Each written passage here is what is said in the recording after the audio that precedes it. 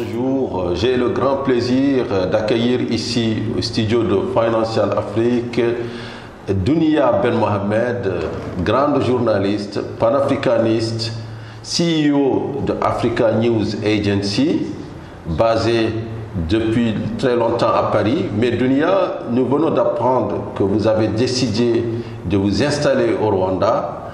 Alors, pourquoi Kigali? Pourquoi pas Abidjan, Dakar ou Nairobi? Bonjour et d'ailleurs merci pour cette invitation. Je suis très heureuse d'être parmi vous. Financial Afrique, c'est un média qu'on suit et auquel on adhère depuis le départ. ANA a été créé il y a 5 ans. On est dans notre 5e anniversaire. Et dès le départ, c'était dans notre ambition de revenir sur le continent parce qu'on estime qu'en tant que média panafricain, même si on couvrait le continent, on avait besoin d'être présent sur le continent pour confirmer notre identité panafricaine. Et le fait est qu'aujourd'hui, de plus en plus de nombreux médias panafricains sont installés à Paris ou à Londres. Sur le long terme, ça va poser un problème. Le fait est qu'on a choisi effectivement Kigali, vous avez de bonnes sources, parce qu'on a aujourd'hui, nous, ANA, un parti pris qui est dès le départ complètement assumé, c'est qu'on veut changer le regard sur l'Afrique. Ça ne veut pas dire qu'on censure, ça veut dire qu'on met le focus sur les projets, qu'ils soient publics ou privés, les personnalités essentiellement de l'économie, mais aussi de la politique, de la société civile, ceux qui concrètement changent la donne en Afrique. Et quand on veut incarner cette ambition, la montrer, l'illustrer au quotidien, Kigali aujourd'hui nous offre cette ambition. Le Rwanda est en termes de croissance un des lions du continent. C'est un pays qui en 25 ans a fait des progrès sur le plan socio-économique majeur. On peut se battre et pinailler sur les chiffres. Quand on est sur place, les résultats ils sont tangibles. Il y a un réel aujourd'hui modèle rwandais dont on peut tous s'inspirer. Ça ne veut pas dire que c'est du copier-coller. On a chacun nos réalités socio-économiques. Le fait est qu'il y a un leadership aujourd'hui très fort au Rwanda. Il y a une feuille de route extrêmement ambitieuse. Il y a des résultats tangibles. Donc nous, ça nous confortait dans notre ambition quand on veut montrer cette nouvelle Afrique. Être basé à Kigali nous paraissait cohérent. On aurait pu effectivement choisir Dakar, qui est ma ville d'adoption, ou Tunis, chez moi, ou même Casablanca, qui est aujourd'hui extrêmement dynamique. Mais encore une fois, quand on parle ANA est une agence multimédia en termes de connexion, d'ambition, de visibilité et de vitrine finalement de ce que peut être l'Afrique. Le Rwanda, c'était le pays hôte parfait. La destination parfaite. Alors justement, vous dites qu'Anna est jeune, 5 ans. Donc, alors comment l'insertion s'est faite dans un secteur de la presse réputé être en crise depuis très longtemps et surtout dans un secteur africain de la presse où les places se vendent très cher? Alors, j'estime qu'effectivement, comme on est dans un continent aujourd'hui en mutation, on cesse de le dire, mais on le vit quand on est sur le terrain. L'Afrique qu'on a connue, que moi j'ai connue il y a 10 ans, n'est plus du tout celle qu'on connaît aujourd'hui. Et je suis convaincue que les médias aussi panafricains et les médias locaux, les médias qui sont sur le continent, sont également en mutation. Et si nous, effectivement, 5 ans c'est jeune, mais c'est beaucoup. Toujours, on est encore là. Oui. On est encore là. Chaque année c'est une victoire. Sachant qu'on a encore une petite structure. Mais ce qui fait qu'effectivement on dure. Et pour moi, ce qui va faire que les médias vont durer dans les années à venir et vont dépasser cette crise qu'ils ont pour certains à l'heure actuelle, c'est effectivement la rigueur, le professionnalisme, l'indépendance. Ça paraît extrêmement naïf et simple comme facteur, mais pour moi c'est ce qui va faire aujourd'hui qu'on a des médias qui non seulement s'adaptent aux standards internationaux en vigueur dans les médias dans le monde, c'est-à-dire un vrai modèle économique basé sur la publicité, notamment la publicité privée, des abonnements, mais c'est aussi qu'ils vont apporter à ce lectorat qui est de plus en plus exigeant, et ils ont raison de l'être, des programmes d'information qui correspondent à leurs attentes avec, et nous c'est notre slogan, avec ce regard africain sur l'actualité. Encore une fois, ça paraît naïf, mais pour moi c'est même une question de souveraineté, c'est-à-dire que tant qu'on continue à importer l'information, on continue à laisser les autres écrire notre histoire. Et c'est très important quand on est dans ce continent où on a effectivement des jeunes qui aspirent de plus en plus à développer leur pays, leur communauté. Ils le font tellement bien aujourd'hui avec les nouvelles technologies, mais ils ont encore des freins énormes. Sur le terrain, on voit qu'il y a cette aspiration aujourd'hui de plus en plus à être africain, à être panafricain, à consommer africain. Et ça, c'est pas que sur le prêt-à-porter, c'est aussi consommer les produits locaux transformés, le chocolat made in Côte d'Ivoire qu'on peut aujourd'hui trouver dans les supermarchés. Mais c'est aussi avoir cette information, ces programmes télévisés, ces séries, ces feuilletons, ces films aujourd'hui qui sont made in Africa, avec notre regard, notre décryptage de l'actualité. Encore une fois, il ne s'agit pas d'édulcorer l'information ou de l'atténuer, non, de décrypter les faits, mais avec notre regard, nos experts qui sont aujourd'hui extrêmement nombreux et très dynamiques et qui ont cette connaissance du terrain, qui fait aujourd'hui la différence et qui fait que nos médias, aujourd'hui nos médias panafricains, sont à privilégier quand on veut suivre et comprendre l'actualité de ce continent qui est en mutation. Effectivement, c'est un très beau tableau que vous dressez, mais on a quand même l'impression que jusqu'à présent, l'image de l'Afrique est un petit peu dominée par des acteurs plutôt extérieurs au continent, qui continuent encore d'avoir leur maître mot sur ce qu'est l'Afrique, ce que vaut l'Afrique et ce que doit faire l'Afrique. Est-ce que ce n'est pas parce que justement il n'y a pas un marché de publicité intégré qui fait qu'il n'y a pas de grands médias panafricains? Oui et non. En tout cas, le fait est que c'est notre faute. On peut continuer à se plaindre pendant des années. Notre faute à nous journalistes. À nous tous, c'est-à-dire nous, Africains. C'est notre faute. On peut continuer à se plaindre pendant des années encore qu'on n'a pas l'image qu'on mérite dans les médias internationaux. Mais comment on équilibre? Comment on apporte une contre-information, encore une fois, par la rigueur, du professionnalisme? Et je pense qu'il y a un problème de confiance. Et ça, j'en reviens à nos élites. À la fois nos élites politiques et économiques. Quand vous avez un chef d'État, par exemple, sans citer personne, nouvellement élu, qui pour sa première interview, au lieu de choisir un média local, choisit une chaîne de télévision étrangère, même si elle est diffusée sur le continent, ça pose un problème et ça interpelle. Quand vous avez aussi des annonceurs, le marché de la publicité est très important, de la communication, et va devenir de plus en plus important sur le continent. Mais le fait est que les annonceurs préfèrent encore communiquer même quand ils veulent toucher leur propre cible, c'est-à-dire leur marché local, préfèrent communiquer via des médias étrangers, en pensant qu'ils vont avoir une plus grande visibilité, une plus grande diffusion. Il y a un problème de confiance. Et après, c'est à nous, pour le coup, médias panafricains et de locaux, de leur apporter cette confiance avec des médias qui soient professionnels, qui aient le même impact, voire mieux que ces médias internationaux. Encore une fois, c'est la loi de l'offre et de la demande. À nous d'être compétitifs. Et de toute façon, on ne peut être que meilleur. Et cela, je le dis en toute humilité. Mais nous avons quelque chose que eux n'ont pas, c'est-à-dire que c'est l'expertise. Encore une fois, on est sur place. Ces médias-là, qu'ils soient français ou internationaux ou même asiatiques, il y en a aujourd'hui. Il y a des médias turcs, des médias chinois qui sont très présents sur le continent, qui couvrent le continent, mais qui n'ont pas forcément cette présence territoriale. Anna, par exemple, en 5 ans, a développé un réseau de plus de une trentaine de correspondants. On a des photographes, on a des JRI, qui sont de très bons journalistes dans les sujets économiques, puisque c'est notre choix. Et puis on a effectivement aujourd'hui 7 bureaux, c'est peu en 5 ans. L'idée c'est vraiment d'être sur tous les pays. Encore une fois, on a 54 pays sur le continent. Il va falloir y aller progressivement, mais sûrement, et encore une fois, si on veut faire mieux, et on peut faire mieux, il va falloir y aller franco pour le coup et avoir les mêmes schémas, sachant qu'on a encore une fois une valeur ajoutée. Nous, on est d'ici.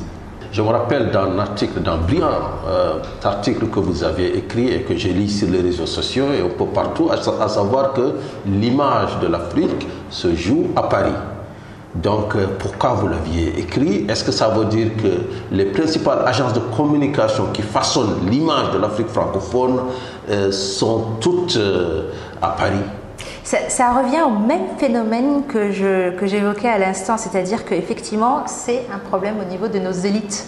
Je ne suis pas pourtant du fait de dire que tous les problèmes viennent d'eux. Je pense que nous, acteurs économiques, nous, société civile, on a un rôle à jouer sur ce continent. Mais là, en l'occurrence, la communication, l'image de Paris continue de se jouer, l'image de l'Afrique, pardon, continue de se jouer à Paris, c'est une certitude. un peu de plus en plus à Londres ou à New York, mais ça reste aujourd'hui très parisien parce que la plupart des agences de communication sont à Paris.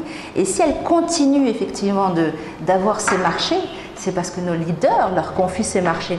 Ça ne veut pas dire que ce ne sont pas de mauvaises agences, il y en a certaines avec lesquelles on travaille, mais effectivement, il y a de très bonnes agences de communication sur le continent. Il y a certaines qui aussi raflent des contrats par rapport à des agences internationales. Je prends que l'exemple de Voodoo, mais on en a d'autres. Exactement, c'est l'exemple qui vient à la tête. Mais il y en a d'autres, effectivement. On a l'agence créée par Cheikh Ibrahim Diang ici au Sénégal, qui est extrêmement compétente et compétitive. Encore une fois, c'est cette question de confiance, c'est-à-dire qu'il va falloir à un moment être cohérent. Puisque nos leaders parlent aujourd'hui de panafricanisme et d'Afrique et veulent tous aller vers l'émergence, il va falloir aussi à un moment ou l'autre qu'ils donnent, et Didier Akouté l'explique très bien, les compétences, il va falloir à un moment donner confiance en ces compétences locales.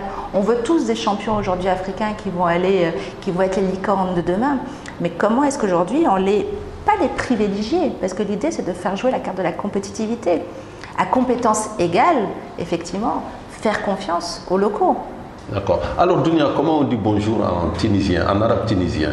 Ça dépend, mais on dit marhaba, on dit aslama, on dit ehlen ou sehlen. Ok, aslama à la démocratie tunisienne. Vous venez d'élire un nouveau président, donc je pense que c'est le seul pays qui a vécu le printemps arabe et qui est parti jusqu'au bout de ses réformes.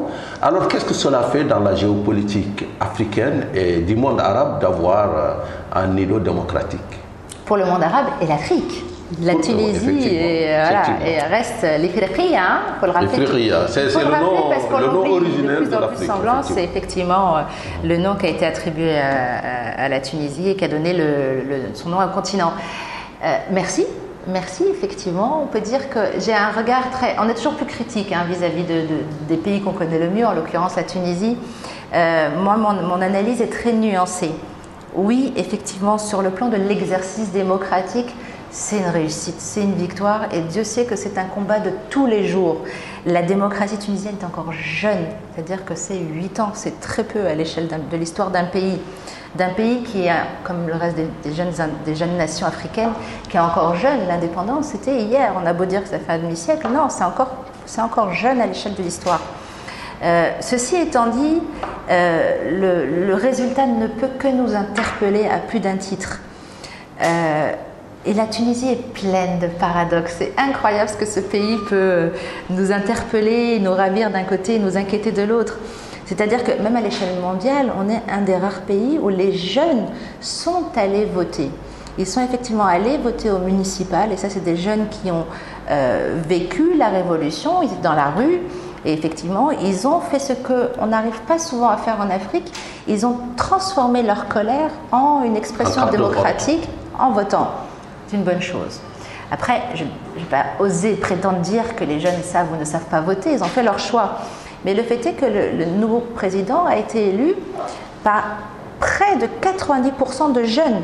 Mais un président réputé plutôt conservateur. Et là, l'interpellation, c'est qu'effectivement, c'est quelqu'un qui est réputé conservateur, pas forcément jeune, pas forcément en phase avec les aspirations de ces jeunes, qui parle même un arabe très littéraire, donc il ne parle pas le dialecte de la rue, c'est-à-dire qu'il est complètement déconnecté de cette jeunesse. Mais cette jeunesse l'a choisi. Donc ça peut que nous interpeller dans un pays où on a aujourd'hui des défis majeurs, à la fois internes et externes. La Tunisie est entre deux géants, la Libye et l'Algérie, qui connaissent des problèmes qui ne sont pas du même ordre, mais qui sont aujourd'hui des problèmes majeurs. Des pays bouillonnants, je dirais. Une région bouillonnante, malheureusement. Et en interne, on a aujourd'hui un niveau de vie qui s'est effondré, une classe moyenne qui s'est effondrée. Une dette publique qui a pris l'ascenseur. Une inflation qui a flambé. Effectivement, un pays qui est aujourd'hui très endetté notamment auprès de pays qui ne sont pas les amis de la Révolution et qui de toute façon le cachent pas. Donc là, c'est ce que je disais avant les élections, quel que soit celui qui arrive au pouvoir, de toute façon, il est face à des enjeux majeurs que une seule personne ne peut pas résoudre.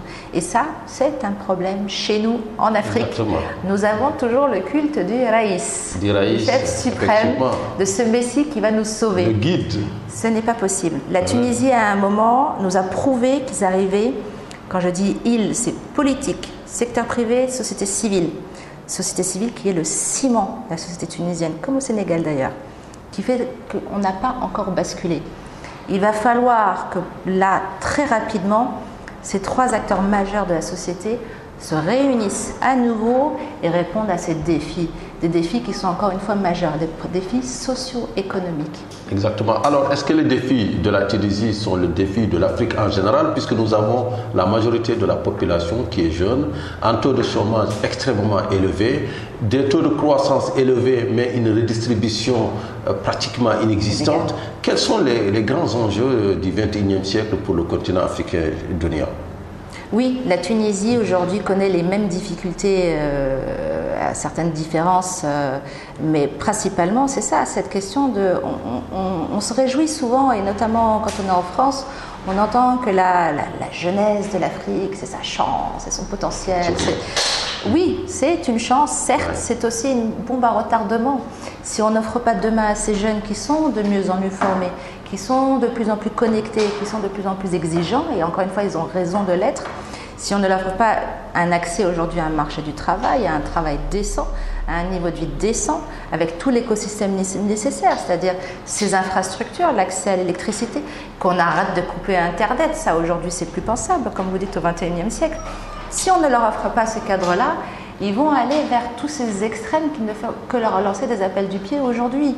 Et il n'y a pas que le djihadisme, on a énormément de mouvements extrêmes qui traversent l'Afrique comme le monde aujourd'hui.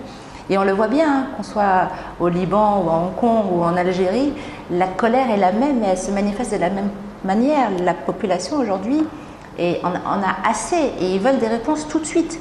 Les réponses tout de suite, c'est difficile. Le fait est qu'il faut du temps. Mais là, la pression, elle est réelle. Pour moi, si jamais il fallait vraiment, pour le coup,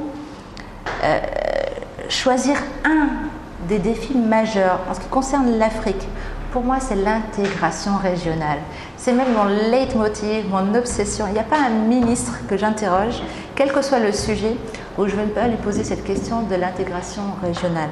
On a un vrai problème. Aujourd'hui, en termes de mobilité des personnes, des marchandises, des idées, on est le continent qui connaît le plus de frontières, avec même des frontières qui sont encore fermées ou qui se ferment aujourd'hui. C'est plus pensable. On a tous salué la Zleka et tout le monde vous dit que c'est merveilleux, y compris à l'étranger. Le problème, c'est qu'on n'est pas encore... on n'est pas prêt. Oui. Le cadre réglementaire n'est pas prêt, le cadre politique n'est pas prêt. Tout le monde ne veut pas de la Zleka. Il va falloir aujourd'hui que nous, encore une fois, secteur privé et société civile, on pousse vers ça. Puisque quelles que soient les problématiques qu'on connaît, les solutions ne sont que régionales, voire panafricaines. L'intégration régionale, ce sera vraiment le défi de l'Afrique pour les années à venir, incontestablement, en tout cas en ce qui me concerne. Donc l'intégration, c'est le défi de l'Afrique pour les années à venir. En attendant, nous avons une frontière entre le Nigeria et le Bénin qui est fermée, une frontière entre le Maroc et l'Algérie qui est fermée, peut-être pour d'autres raisons, et une faible mobilité, des visas difficiles pour les Africains en Afrique. Donc, faut-il rester optimiste? On ne peut qu'être optimiste, parce qu'effectivement, est-ce qu'on a un autre continent? Non. Certains, comment, ont la chance d'avoir d'autres passeports et puis se dire, ça va pas. La Méditerranée. D'autres, effectivement, vont s'échouer en Méditerranée. On peut déplorer le problème en disant, oui, c'est triste, c'est malheureux, ramasser des cadavres, mais le fait est que si ces gens partent, c'est qu'ils ont le sentiment qu'ils n'ont plus d'alternative chez eux. La décision de migrer, de quitter son pays, et moi je suis fille d'immigrés, faut savoir qu'elle n'est pas forcément, c'est pas un choix rationnel. On ne dit pas je quitte un pays pour aller vers un pays par choix, mais par faute d'alternative. Surtout quand on a des enfants et qu'on veut leur offrir un avenir meilleur que la vie qu'on a connue. Le cas du Nigeria et du Bénin, effectivement, c'est aujourd'hui même aberrant. C'est-à-dire que c'était une frontière qui avait un impact socio-économique majeur. C'est-à-dire que quand on décide de fermer une frontière, on asphyxie des populations. L'impact socio-économique, il est direct. C'est aujourd'hui des décisions qui ne plus avoir de sens. Et j'en reviens aussi à notre choix d'avoir choisi le Rwanda. C'est qu'effectivement, c'est des questions de leadership et de choix aussi politique. Le Rwanda, déjà depuis plusieurs années, a mis en place justement une politique de facilitation des visas pour les Africains. C'est-à-dire quand on arrive au Rwanda, c'est bienvenu. Qu'on soit tunisien, marocain, sénégalais, on fait toutes ces démarches à l'aéroport sans démarche préalable. On a un tarif préférentiel et on ne va pas vous interroger pendant des heures sur qui vous allez voir, qu'est-ce que vous allez faire, qui vous êtes, etc. Seulement sur l'exemple rwandais, nous n'avons qu'un seul Kagame.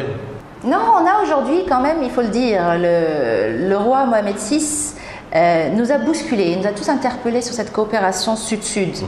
C'est à nuancer, certes, le bilan est à nuancer, certes, mais effectivement, des accords ont été mis en place pour qu'il y ait des exemptions de visa pour un certain nombre de pays. La Tunisie également, c'est pas assez, c'est pas assez. Il va falloir vraiment, pour le coup, on a parlé d'un passeport unique africain.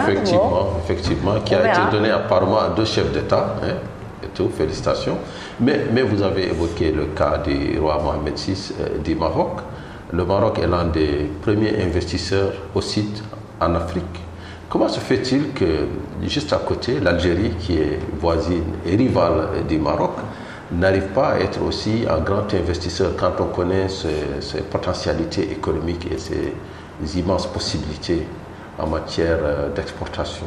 L'Algérie est incontestablement le hub naturel de l'Afrique du Nord. C'est non seulement notre locomotive, même au niveau de son histoire, ça devrait être le leader pour un certain nombre de débats, y compris concernant le continent.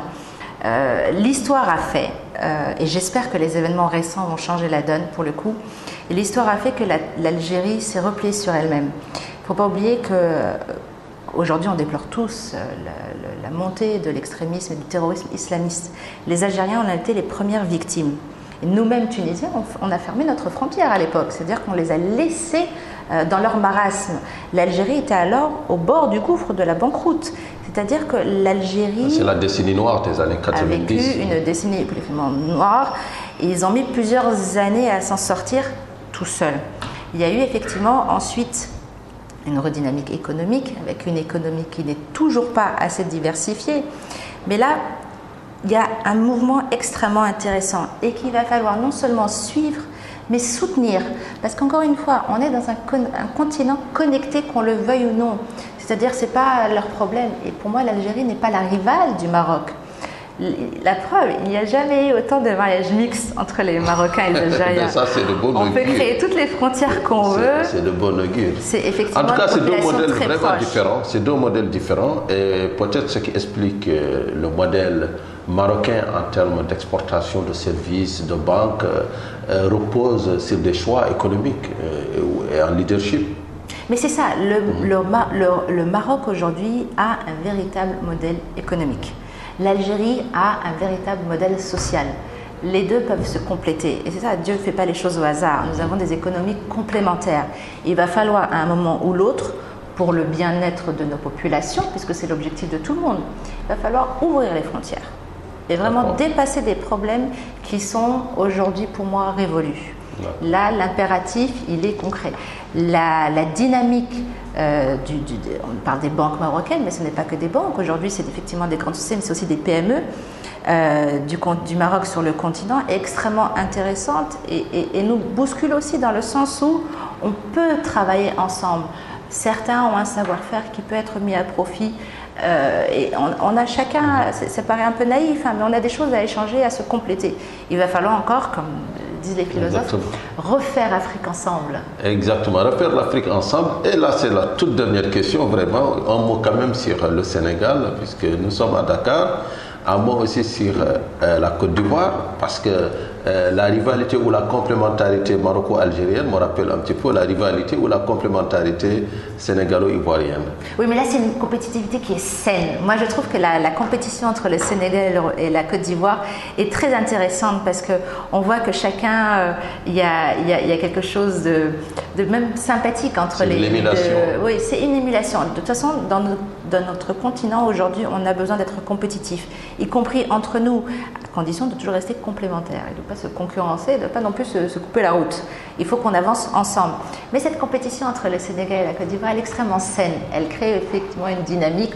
On voit aujourd'hui dans certains domaines comme le numérique, où le Sénégal est clairement pionnier. On voit sur la Côte d'Ivoire reste la grosse locomotive, la grosse machine, le business est là-bas. Mais le fait est que le Sénégal a une stabilité, ce qui reste que ça vaut de l'or. On va voir aujourd'hui, maintenant que le Sénégal a trouvé du pétrole, si effectivement... à partir de 2021, la première goutte. Ben oui, on va voir ce que ça va donner. Mais je trouve que de toute façon, ce qui est intéressant dans ce pays, et ce qui pour moi le rapproche de la Tunisie, c'est que c'est grâce à nos pères fondateurs, qui étaient très proches d'ailleurs, Bourguiba et Senghor. Ce sont des pays qui n'ont pas forcément misé sur leurs ressources naturelles. Ils n'avaient pas ou pas beaucoup.